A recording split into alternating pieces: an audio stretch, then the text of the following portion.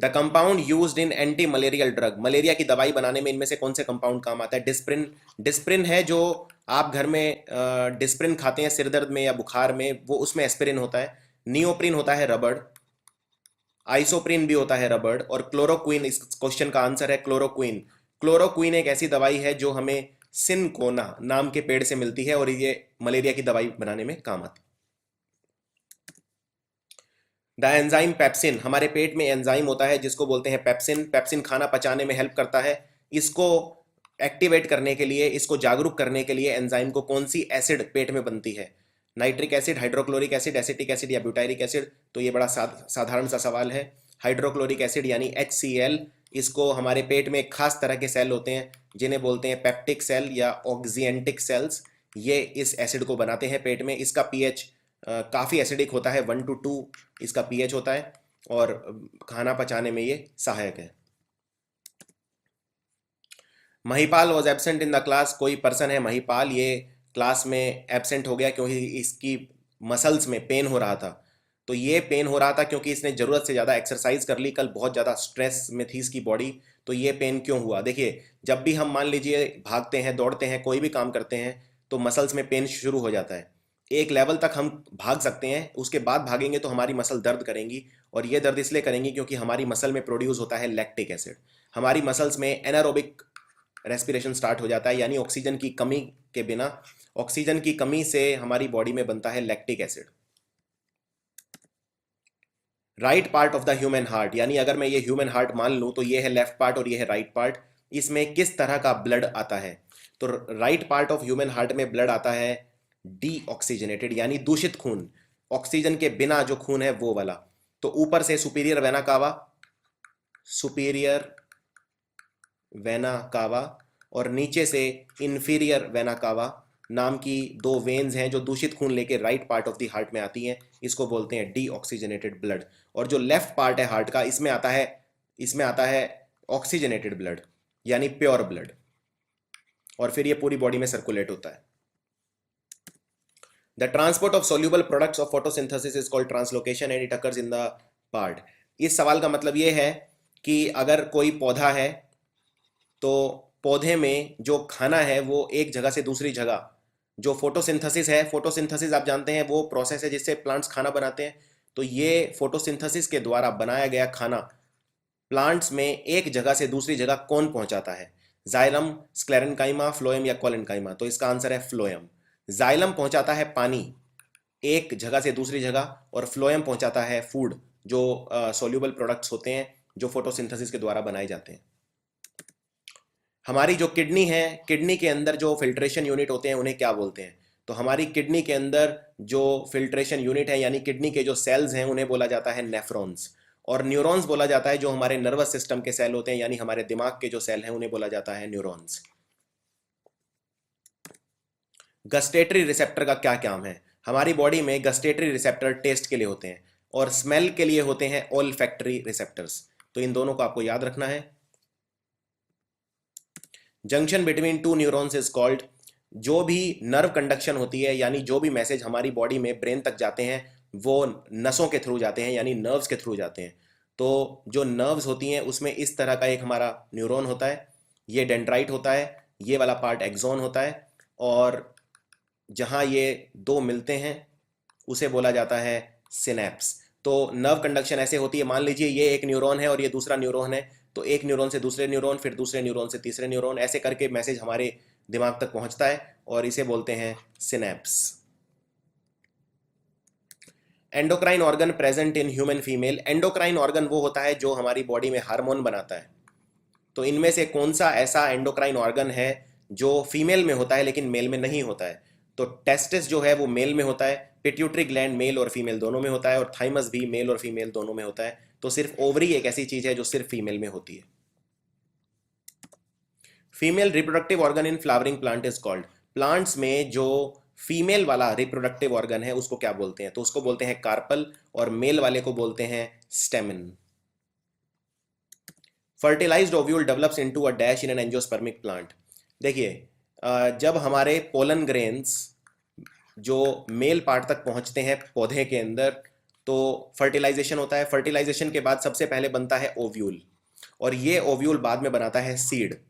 और angiosperm plants उनको बोलते हैं जिनमें सीड कवर्ड होता है, उनको बोलते हैं एंजियोस्पर्म प्लांट्स, यानी ये एक फ्लावरिंग प्लांट्स हैं। The place where fertilisation takes place in the human body, human body में फर्टिलाइजेशन कहाँ होता है? तो जो मेल का जो प्रोडक्ट होता है वो होता है स्पर्म, और फीमेल का होता है ओवा, इसे एग भी बोलते हैं। और ये दोनों जहाँ मिलते हैं वो जगह है फेलोपियन ट्यूब्स। फेलोपियन ट्यूब में फर्टिलाइजेशन होता है, उसके बाद में जब ये दोनों मिल जाते हैं तो बनता है जाइगोट, और जाइगोट जाके अपने आप को प्लांट कर लेता है यूट्रस के अंदर।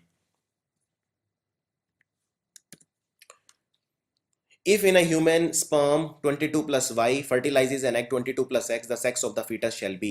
इसका मतलब अगर 22 प्लस वाई और 22 प्लस एक्स दोनों मिल जाएं तो क्या बनेगा? मेल बनेगा, फीमेल बनेगा, या बच्चा मेल या फीमेल कुछ भी बन सकता है। देखिए, जो फीमेल होती हैं वो होमोगेमेटिक होती हैं 44 प्लस एक्स एक्स, और मेल होते हैं 44 प्लस एक्स वाई। तो अगर आप 22 प्लस वाई और 22 प्लस इसको ऐड कर देंगे तो ये बन जाएगा 44 प्लस एक्स वाई, यानी ये बनेगा male. Number of autosomes in human body cell is, now human body में हमारे टोटल नंबर होते हैं 46। 46 हमारी बॉडी में होते हैं टोटल नंबर ऑफ क्रोमोजोम। इनमें से 44 होते हैं ऑटोजोम और 2 होते हैं एलोजोम, यानी सेक्स क्रोमोजोम्स। सेक्स क्रोमोजोम्स को बोला जाता है एलोजोम्स। तो इसीलिए हम जब भी लिखते हैं हम लिखते हैं 44 प्लस एक्स एक्स या 44 प्लस एक्स वाई। यहाँ पर 44 तो हैं ऑटोजोम और एक्स एक्स और एक्स वाई हैं सेक्स क्रोमोजोम्स। अब यहाँ पर पूछा है ऑटोजोम्स कितने होते हैं बॉडी सेल में, तो आंसर है 44।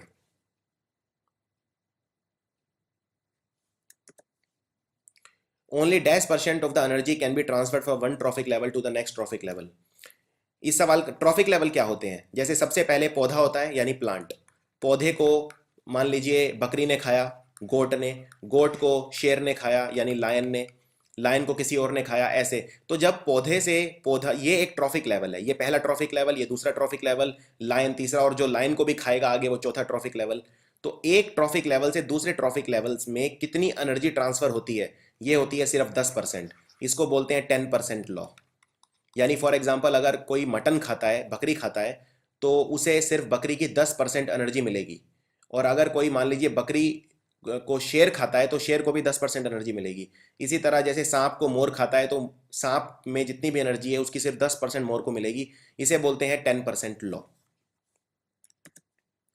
The breakdown of pyruvate to give carbon dioxide, water and energy takes place in, यानी हमारी बॉडी में सीधा सा सवाल है कि हमारी बॉडी में एरोबिक रेस्पिरेशन कहाँ पर होता है, क्योंकि ये सारे काम एरोबिक रेस्पिरेशन में होते हैं। एरोबिक रेस्पिरेशन जिसके अंदर कार्बन डाइऑक्साइड, वाटर और एनर्जी, यानी हमारी बॉडी में एनर्जी कहाँ पर बनती है? साइटोप्लाज्म में, माइटोकॉन्ड्रिया में, क्लोरोप्लास्ट में या न्यूक्लियस? क्लोरोप्लास्ट सिर्फ प्लांट्स के अंदर होते हैं, एनिमल्स में नहीं होते हैं। तो हमारी बॉडी में बनते हैं माइटोकॉन्ड्रिया, और माइटोकॉन्ड्रिया हमारी बॉडी को एनर्जी देता है, इसीलिए इसे बोलते हैं power house of the cell. Power house of the cell. और जो ये एनर्जी बनती है ये बनती है एटीपी के रूप में। एटीपी इसको बोलते हैं एडिनोसाइन ट्राइफॉस्फेट, एडिनोसाइन ट्राइफॉस्फेट। और एटीपी को इसीलिए बोला जाता है energy currency of the cell.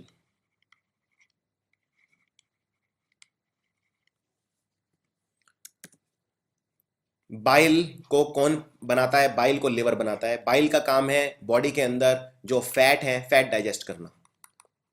ये फैट को तोड़ता है। बाइल में 2 तरह के सॉल्ट होते हैं, एक होता है सोडियम टोरोकोलेट, सोडियम टोरोकोलेट, और दूसरा होता है पोटेशियम टोरोकोलेट। और ये दोनों ही सॉल्ट बाइल को तोड़ते हैं और इसको बोलते हैं इमल्सिफिकेशन ऑफ फैट। यानी जो फैट है उसको सबसे पहले तोड़ा जाता है और फिर पचाया जाता है। तो पचाने के लिए बहुत सारे एंजाइम बॉडी में है, लेकिन तोड़ना ज़रूरी है। इसलिए अगर किसी पर्सन का लिवर खराब हो जाए तो उसको खाना ढंग से हजम नहीं होता, क्योंकि फैट बॉडी में टूटते नहीं है। So emulsification of fats is done by liver through bile. Mushroom जो हम खाते हैं वो क्या है? वो एल्गे है, फर्न है, फंगाई है या लाइकन है? मशरूम है फंगाई, किंगडम फंगाई। ये विटैकर ने हमारे जितने भी चीज़ें हैं सबको 5 किंगडम में बांटा, जैसे मोनेरा, फंगाई, प्रोटिस्टा, एनिमेलिया और प्लांट्स। और लाइकन बोलते हैं हम जो एल्गे और फंगाई में सिम्बायोटिक रिलेशनशिप होती है, यानी एल्गे फंगाई की मदद करता है और फंगाई एल्गी की मदद करता है। इसको बोलते हैं लाइकन रिलेशनशिप। बीसीजी नाम की जो दवाई है, जिसकी फुल फॉर्म है बैसिलस कैलामिटी एंड ग्यूरिन, ये कैलामिटी और ग्यूरिन ये साइंटिस्ट के नाम थे, तो इनको सम्मानित करने के लिए दवाई का नाम इन्हीं के नाम पर रख दिया, और बैसिलस बैक्टीरिया का नाम होता है। तो बैसिलस कैलामिटी ग्यूरिन किसकी दवाई है?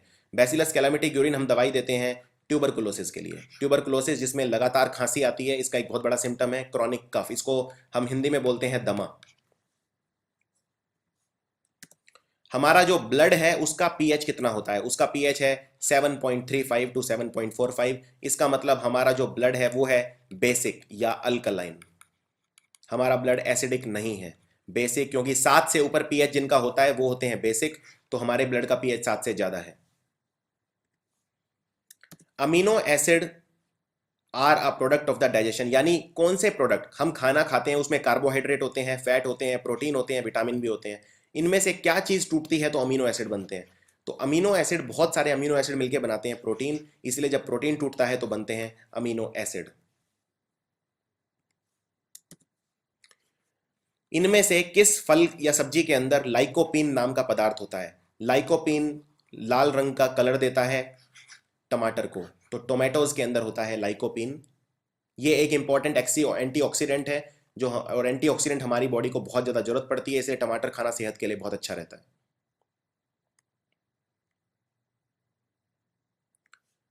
Cell organ found only in plants, इनमें से कौन सा ऐसा सेल के अंदर पाया जाने वाला ऑर्गेनल है जो सिर्फ प्लांट्स में होता है? तो माइटोकॉन्ड्रिया प्लांट्स और एनिमल्स दोनों में होते हैं, प्लास्टिड सिर्फ प्लांट्स में होते हैं, तो इसका आंसर है प्लांट्स में सिर्फ होते हैं प्लास्टिड। प्लास्टिड भी कई तरह के होते हैं, जैसे क्लोरोप्लास्ट, ल्यूकोप्लास्ट, एलायोप्लास्ट। जो आपने जरूर सुना होगा क्लोरोफिल, क्लोरोफिल सूर्य की किरणों को एब्जॉर्ब करता है पौधों में खाना बनाने के लिए, और ये एक तरह का प्लास्टिड है क्योंकि क्लोरोफिल प्रेजेंट होता है क्लोरोप्लास्ट के अंदर।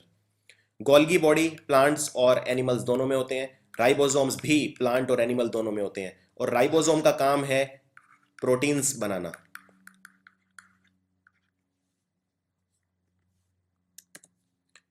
आप जानते हैं जितने भी पौधे हैं सबको अपनी ग्रोथ के लिए, बड़ा होने के लिए चाहिए नाइट्रोजन।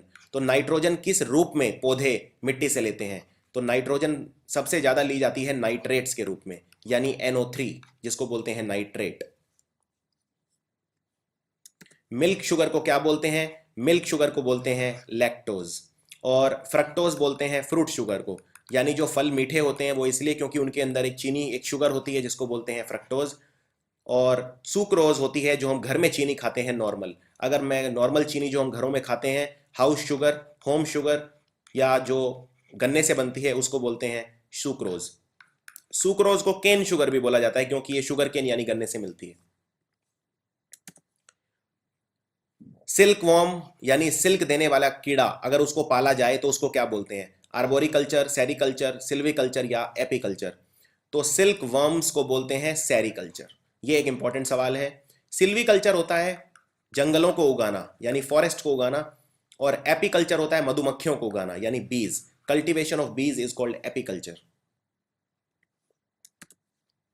इंसुलिन, इंसुलिन हमारी बॉडी में शुगर को तोड़ता है, तो हमारी बॉडी में जो ग्लूकोज है, ग्लूकोज को कन्वर्ट करता है ग्लाइकोजन में, और ग्लाइकोजन जाकर स्टोर हो जाता है। अगर बॉडी में इंसुलिन की कमी हो जाए तो ग्लूकोज बढ़ जाता है, क्योंकि ग्लूकोज को तोड़ने वाला फिर कोई नहीं रहेगा, और इसे बोलते हैं डायबिटीज। यानी डायबिटीज में इंसुलिन कम हो जाता है या ढंग से काम नहीं करता है। तो इंसुलिन बनाता कौन है? इंसुलिन बनाता है पैनक्रियास। पैनक्रियास में 2 तरह के सेल होते हैं, एक अल्फा, एक बीटा। वैसे तो और भी तरह के होते हैं जैसे गामा, डेल्टा, लेकिन इंसुलिन बनाता है beta cells. Beta cells of pancreas, ये बनाते हैं बॉडी में इंसुलिन। ब्लड सर्कुलेशन को किसने डिस्कवर किया? ब्लड सर्कुलेशन को डिस्कवर करने वाले महान साइंटिस्ट, जिनको फादर ऑफ ब्लड सर्कुलेशन भी बोला जाता है, ब्लड सर्कुलेशन के जनक, वो हैं विलियम हार्वे। एक्सरे का आविष्कार किसने किया? हॉस्पिटल वगैरह में जो नॉर्मल एक्सरे यूज होता है उसका आविष्कार किया विलियम रॉटेंगन ने। और बकैरल ने डिस्कवर किया रेडियो एक्टिविटी। तो इसमें आपको कंफ्यूज नहीं होना है, रेडियो एक्टिविटी में भी बहुत सारी तरंगे, कुछ ऐसे एलिमेंट ऐसी तरंगे छोड़ते हैं, तो उसको बोला जाता है रेडियो एक्टिविटी। और एक्सरे का आविष्कार किया रोटिंगन ने। और मारी क्यूरी, मैडम मारी क्यूरी और उनके हस्बैंड पियर क्यूरी, इन्होंने आविष्कार किया रेडियम का और पोलोनियम का। इनफैक्ट इन्होंने इसका नाम पोलोनियम इसलिए रखा क्योंकि ये पोलैंड कंट्री के थे, तो वो यादगार बनाने के लिए इन्होंने दूसरा वाला जो कंपाउंड डिस्कवर किया, एलिमेंट जो डिस्कवर किया, उसका नाम रखा पोलोनियम। ग्राहम बेल ने तो आप सब जानते हैं टेलीफोन का आविष्कार किया था।